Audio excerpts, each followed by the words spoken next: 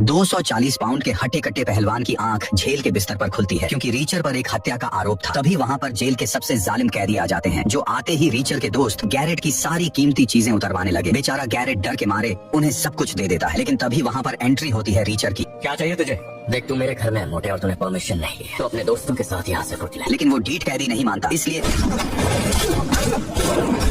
Richer ने फौरन Garrett की सब चीजें वापस ली और वो कैदी अपने बॉस को उठाकर वहाँ से भाग गए। लेकिन ये सब कुछ शुरू हुआ उस दिन जब रीचर सुकून से मार्ग्रेव घूमने आया था। वो बस से नीचे उतरता है और पैदल ही मार्ग्रेव की ओर जाने लगा। कुछ देर चलने के बाद वो एक रेस्टोरेंट के सामने आ गया, जहाँ पर उसकी नजर एक आदमी पर पड़ी जो अपनी बीवी पर बहुत ज्यादा गुस्सा हो रहा था, क्योंकि उसकी बीवी ने उससे बिना पूछे वेटर को $5 की टिप दे दी थी। वो अपनी बीवी पर हाथ उठाने के बहुत ज्यादा करीब होता है, मगर तभी उसकी नजर रीचर पर पड़ी। तू क्या घूर रहा है? रीचर उसे लगातार घूरे ही जा रहा था, मानो जैसे वो उस आदमी को कच्चा चबाने वाला हो। मगर वो आदमी तुरंत समझ गया कि उसे रीचर से पंगा नहीं लेना चाहिए। आज मेरा बस मूड खराब है और वो वहाँ से चला जाता है। इसके बाद रीचर ने रेस्टोरेंट के अंदर आकर अपने लिए लंच ऑर्डर किया, लेकिन वो उसे खा पाता इतने में ही रेस्टोरेंट को चारों तरफ से पुलिस घेर लेती है। रीचर ने रेस्टोरेंट के अंदर नजर दौड़ा, लेकिन वहाँ पर एक बूढ़ा कपल और 2 छोटे बच्चों के अलावा और कोई नहीं होता। रीचर को फौरन समझ आ जाती है कि ये पुलिस वाले सिर्फ और सिर्फ उसी के लिए आए हैं। ये जानने के बाद रीचर ने अपने पैसों में से $10 निकाले और उन्हें टेबल पर रख दिया। इतने में पुलिस वाले भी रेस्टोरेंट के अंदर आ गए। उन्होंने रीचर को अपनी जगह से उठने का कहा। चलो अपनी जगह से उठ के बाहर आओ, और उसे पकड़कर मार्ग्रेव पुलिस स्टेशन में ले आते हैं। रीचर को पता था कि पुलिस वाले बिना वारंट के या बिना किसी इल्जाम के किसी भी इंसान को यूं ही नहीं उठाते, तो उसका चीखना चिल्लाना बेकार जाएगा, जिसके कारण वो चुपचाप मार्ग्रेव पुलिस स्टेशन में आ जाता है। अंदर आते ही रीचर रोस्को नाम की पुलिस ऑफिसर से मिला। रोस्को ने रीचर से उसका नाम, पता और जरूरी डिटेल्स पूछी, मगर रीचर उसकी एक भी बात का जवाब नहीं देता। उसका ये बर्ताव देखकर पीछे से एक पुलिस वाला बोला, ये पहलवान बोलता नहीं,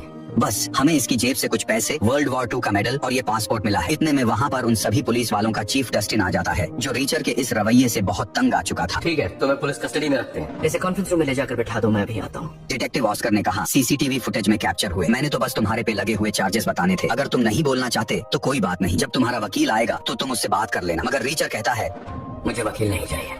तुम बोलते भी हो। मैं अभी अभी बस से उतरकर मार्ग्रेव आया हूँ। आज से पहले मैं मार्ग्रेव कभी नहीं आया था और मुझे पता है कि तुम शक करोगे कि अचानक मार्ग्रेव में आया और मार्ग्रेव में एक हत्या होगी, लेकिन यकीन मानो मैंने उसे नहीं मारा। यहाँ बाहर हम देखते हैं रोस्को को, जो रीचर की सारी जानकारी निकाल रही होती है। वो अपने बॉस को बताती है। हैरानी की बात है कि रीचर हमारे डेटाबेस में कहीं नहीं है। इसका ना तो कोई स्नैपचैट है, ना इंस्टाग्राम अकाउंट और ना ही कोई फेसबुक। जैक रीचर के होने का एक ही सबूत है और वो खुद उस कमरे में बैठा है। ये इंसान चलता फिरता भूत है। अब जैसा कि डिटेक्टिव ऑस्कर ने रीचर को सारी सिचुएशन के बारे में बता दिया था, तो जैसे जैसे इन्वेस्टिगेशन होती जाएगी वैसे वैसे ये केस आगे बढ़ेगा, लेकिन तब तक रीचर पुलिस की कस्टडी में रहने वाला है। फिर हम देखते हैं डिटेक्टिव ऑस्कर और पुलिस ऑफिसर रोस्को को, जो दोनों गैरेट नाम के एक आदमी के घर आए थे। वो आदमी बैंक के अंदर करेंसी मैनेजर है। दरअसल कल रात डिटेक्टिव ऑस्कर की टीम को जिस आदमी की लाश मिली थी, उस लाश के जूतों में किसी और का नहीं बल्कि गैरेट का ही नंबर छुपा हुआ था। लेकिन जब डिटेक्टिव ऑस्कर ने गैरेट से मर्डर के बारे में पूछा तो इस चीज से साफ इनकार कर देते हैं। गैरेट ने कहा, नहीं मैं उसे नहीं जानता। लेकिन तभी गैरेट की नजर पड़ी खिड़की के बाहर दूर खड़ी हुई एक काली कार पर, और उसे देखते ही गैरेट के पसीने छूटने लगे और अगले ही पल उसने मर्डर का इल्जाम अपने सर पर ले लिया। मैंने उसे मारा है।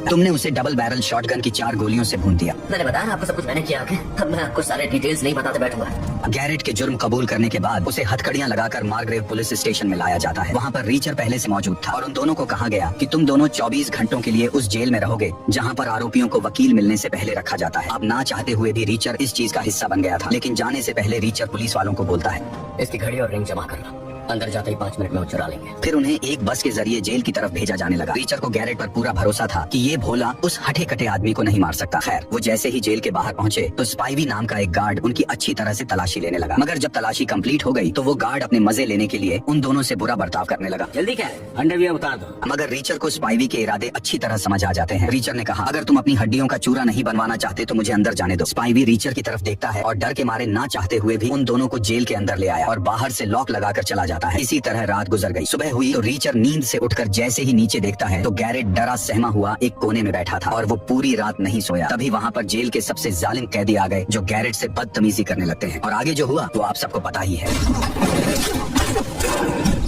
फिर रीचर गैरेट को लेकर पूरे स्वैग से जेल में यहाँ वहाँ घूमने लगा। जब वो दोनों ग्राउंड में एक बेंच पर बैठे थे तो फाइनली गैरेट ने सब कुछ उगल दिया। उसने कहा, मैं तो एक मामूली सा करेंसी मैनेजर हूँ। मेरे मालिकों ने मुझसे नकली $4 मिलियन को अप्रूव करने का कहा, लेकिन बदले में उन्होंने मुझे कुछ भी नहीं दिया। उल्टा उन्होंने मुझे धमकी दी कि अगर कोई गड़बड़ हुई तो कील से दीवार पर टांग दे और मेरे कोटे काट कर मुझे ही खिला देंगे। मगर रीचर को तो गैरेट पर पहले से ही शक था, इसलिए वो गैरेट की बातों पर ज्यादा ध्यान नहीं देता और जेल के बाथरूम में आ गया। जब वो दोनों जरा सा फ्रेश हो रहे थे तभी वहाँ पर जेल के कुछ और खतरनाक कैदी आ जाते हैं, जिनके एक इशारे पर वहाँ पर नहा रहे सभी कैदी चुपचाप बाहर निकल गए और उन्होंने फौरन रीचर और उसके दोस्त गैरेट को चारों तरफ से घेर लिया। लेकिन रीचर उनसे कहता है, अगर तुम्हें पता होता तुम्हारा क्या हाल होने वाला है तो निकल जाते। मगर वो कैदी रीचर की बात को बिल्कुल भी सीरियस नहीं लेते, इसलिए रीचर ने उनके बॉस के मुंह पर अपना जोरदार सर मारा। फिर वो तुरंत ही पीछे मुड़ता है और दूसरे कैदी का जबड़ा तोड़कर साथ खड़े कैदी के मुंह पर एक जोरदार घूंसा जड़ देता है। वो एक मर्तबा फिर से पीछे मुड़ा और पीछे खड़े कैदी की नाक पर अपनी कोहनी मारकर उसे अधमरा कर दिया। इतने में एक कैदी ने उस पर चाकू से हमला करने की कोशिश की, लेकिन रीचर एक ट्रेंड किलर था। वो उस कैदी का मुंह पकड़कर वॉश बेसिन में पटक देता है, जिससे वो कैदी भी अधमरा हो गया। अगले ही पल उसने उन कैदियों के बॉस की आंख में अपना अंगूठा घुसा दिया और उसे तड़पता हुआ ही नीचे छोड़ दिया और तकरीबन आधे मिनट में रीचर ने सभी कैदियों को ढेर कर डाला। ये सब कुछ दूर खड़ा हुआ गैरेट भी देख रहा था। इतने में वहाँ पर गार्ड्स आ जाते हैं और तुरंत ही फाइट को रुकवा देते हैं। उनमें से एक गार्ड रीचर और गैरेट को बी पोर्शन से ए पोर्शन में ले जाता है और उन्हें ए पोर्शन में लाने के बाद गार्ड ने उनसे बोला, कोई भी पूछे तो कहना तुम सारा वक्त यही थे। दरअसल कल रात जब रीचर ने स्पाइवी से बदतमीजी की थी, तब स्पाइवी ने अपना बदला लेने के लिए रीचर और गैरेट को जेल के उस हिस्से में रखा जहाँ पर उम्र कैद या फांसी वाले क्रिमिनल्स को रखा जाता है। हालांकि आरोपियों को 24 घंटे के लिए एक अलग जेल के पोर्शन में रखा जाता है। खैर ये बात रीचर को तो पता थी, लेकिन वो गैरेट को और भी ज्यादा नहीं डराना चाहता था। यहाँ सीन कट हुआ और हम देखते हैं रोस्को को, जो ऑस्कर के पास आई और ऑस्कर को बोलती है, हमने रीचर की सारी जानकारी निकाल ली। ये सब हमने FBI से मंगवाया है। जब ऑस्कर ने रीचर के सभी कारनामों को पढ़ा तो वो ये जानकर बहुत हैरान हो जाता है, क्योंकि रीचर कोई ऐरा गैरा या मामूली इंसान नहीं था।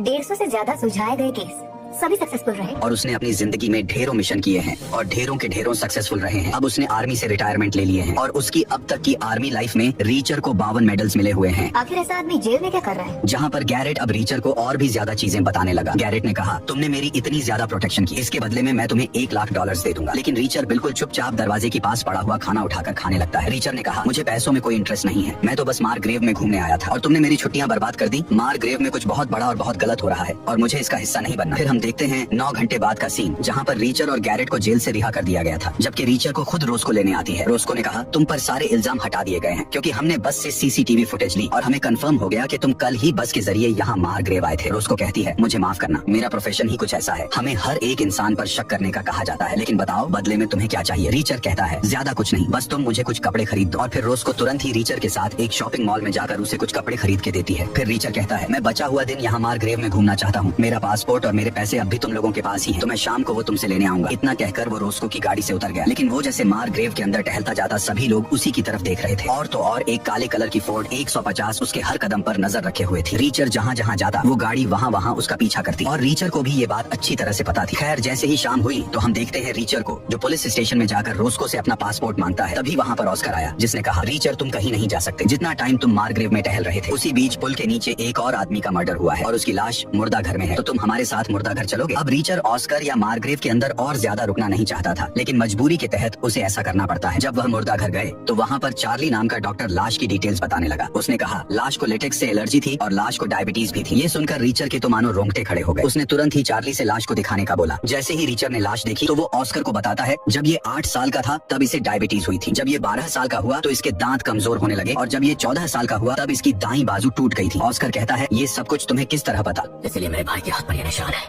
यानी वो आदमी रीचर का सगा भाई था। इतना कहकर रीचर हॉस्पिटल से बाहर आ गया। उसके पीछे पीछे ऑस्कर भी बाहर आकर रीचर को कहता है, गलत मत समझना, लेकिन अचानक से तुम मारग्रेव आए, तुम्हारा भाई जो पहले कभी मारग्रेव नहीं आया उसकी लाश हमें मारग्रेव में मिलती है, ये महज सिर्फ एक इत्तेफाक नहीं हो सकता। लेकिन रीचर अब ऑस्कर पर भड़क जाता है। रीचर ने कहा, तुम चुपचाप अपना काम करो जो तुम्हें करना आता नहीं, तुम्हारे पास सिर्फ 2 घंटे हैं, अगर तुमने मुझ पर शक करना बंद नहीं किया तो मैं तुम्हारा मुंह तोड़ दूंगा। रोस्को ने किसी तरह रीचर और ऑस्कर के दरमियान हो रही गर्मा गर्मी को ठंडा किया और फिर वो तीनों मारग्रेव पुलिस स्टेशन की ओर जाने लगे। रास्ते में ऑस्कर रीचर से पूछता है, आखिर अब तुम क्या करने वाले हो? इसके पीछे जिनका हाथ है उन सबको ढूंढूंगा। यानी रीचर खुद ही अपने भाई के कातिलों को ढूंढेगा। पहले तो रीचर इन सब में पड़ना नहीं चाहता था, लेकिन अब उसी के सगे भाई की मौत की वजह से उसे ये सब कुछ करना पड़ेगा। अगले सीन में हम देखते हैं रीचर और रोस्को को, जो दोनों गैरेट की पत्नी पॉला के घर आए थे। बाथरूम यूज कर सकता हूँ? हाँ ऑफ कोर्स। इसीलिए रीचर बाथरूम के बहाने से घर में तलाशी लेने लगा और ठीक 2 मिनट बाद वो बाहर आकर रोस्को को अपने साथ चलने का बोलता है। रोस्को भी फौरन रीचर के पीछे बाहर आ जाती है। रोस्को ने कहा, तुम इतनी जल्दी क्यों आ गए? जवाब में रीचर कहता है, जब मैं वॉशरूम के बहाने घर की तलाशी ले रहा था तो मुझे ये घास गैरेट के शूज में से मिली। तुम मुझ पर एक मेहरबानी करो, जिस जगह पर तुम लोगों को मेरे भाई की लाश मिली थी मुझे उसी जगह पर ले जाओ। वहाँ जाते ही रोस्को और रीचर उसी तरह की घास को ढूंढने लगे और जल्द ही वो घास भी उन्हें मिल जाती है। और रीचर को ये बात कंफर्म हो गई कि रीचर के भाई जो को उन्हीं ने मारा है, जिन्होंने ये पहला मर्डर किया था, और वो कोई और नहीं बल्कि गैरेट के पास हैं। जैसे जैसे रीचर इस चीज में पड़ता जाता वैसे वैसे उसका दिमाग खराब होता जाता और उसे लगातार गुस्सा आता जाता। इसलिए वो रोस्को के लाख कहने के बावजूद भी अकेला ही एक मोटेल में रहने चला जाता है, मगर रोस्को उसे अकेला नहीं छोड़ती। इधर आना,